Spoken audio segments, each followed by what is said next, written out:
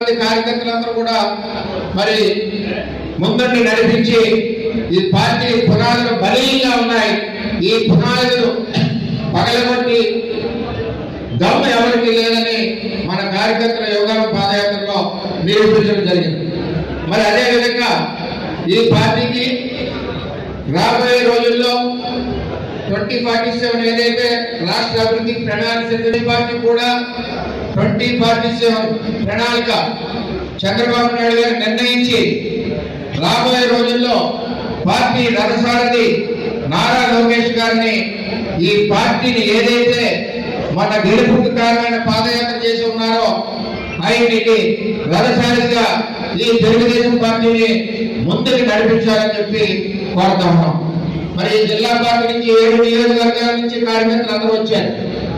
మరి మనకి పార్టీకి ప్రణాళిక ఉండాలా కావాలా, దీని ద్వారా మనం అధ్యక్షుడికి తెలియజేద్దాం.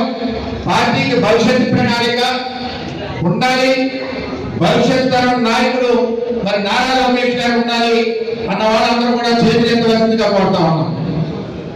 నారా లోకేష్ గారి నాయకత్వం, చంద్రబాబు నాయకత్వం.